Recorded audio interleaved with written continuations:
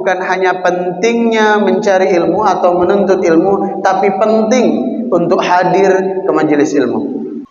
Agar kita memiliki sanad keilmuan yang jelas, agar kita memiliki sumber ilmu yang jelas. Karena tanpa hadir ke majelis ilmu, ilmu yang kita dapat dari katanya, ilmu yang kita dapat dari dengar-dengar, ilmu yang kita dapat dari baca tanpa jelas sumbernya, itu akan sangat fatal sekali. Makanya kemudian tidak heran kalau ulama mengatakan, man ta'allama al-ilma falaysa lahu syaikhun.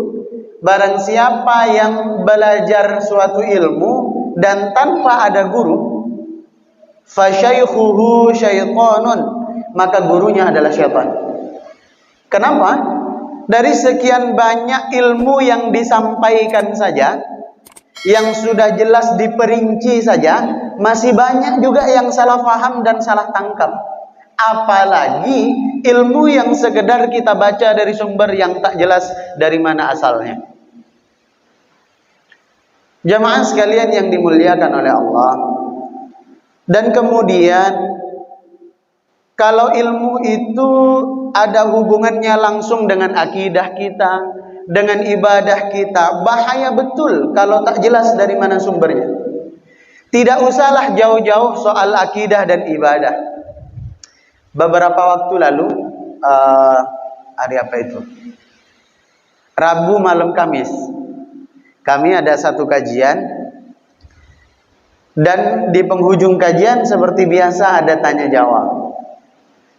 Kemudian ada jamaah yang dengan penuh meyakinkan bertanya begini, Ustaz, apakah betul bahwa main lato-lato itu adalah ciri penyembah Dajjal? Akhirnya saya kaget, kok bisa sejauh itu? Mengapa memangnya? Iya Ustaz, sebab lato-lato itu kan berbentuk segitiga. Kemudian saya sampaikan, setahu saya lato-lato itu bulat. Karena kalau segitiga, macam mana nak main? Ternyata yang beliau maksud adalah bukan bentuk lato-latonya, tapi lato-lato itu ketika ditarik ulur, tarik ulur itu membentuk segitiga. Nah terus, segitiga itu kan ciri penyembah Dajjal Ustaz. Kemudian saya tanya, Bapak baca dari mana? Bapak dapat info itu dari mana? Dari grup WA Ustaz. Bahkan ditunjukkan kepada kami gambarnya, bahwa lato-lato ketika dibenturkan dia berbentuk segitiga yang ada hubungannya dengan satanik, penyembah-penyembah Dajjal. Kemudian saking pertanyaan itu menurut saya terlampau tidak masuk akal, maka nggak mungkin saya jawab pakai hadis dan pakai Al-Quran. Karena Al-Quran nggak ada ngomongin lato-lato, apalagi hadis. Lantas kemudian saya sampaikan, Pak, kalau setiap yang berbentuk segitiga itu adalah tanda penyembah Dajjal, maka malam ini pun Bapak penyembah Dajjal. Oh, kenapa gitu Ustaz? Kan Bapak pakai celana dalam kan? Tidak mungkin Bapak pakai sarung ke masjid tanpa pakai celana dalam. Khawatir sujud ketiup angin. Lato-lato Bapak yang kelihatan. Kalau begitu Bapak penyembah Dajjal, kenapa begitu Ustaz? Celana dalam kan segitiga. Tepung ada yang segitiga. Segala macam segitiga. Nggak bisa Pak. Nah ini yang kemudian menggerakkan hati saya. Kok bisa percaya dengan artikel-artikel yang gak jelas dari mana sumbernya?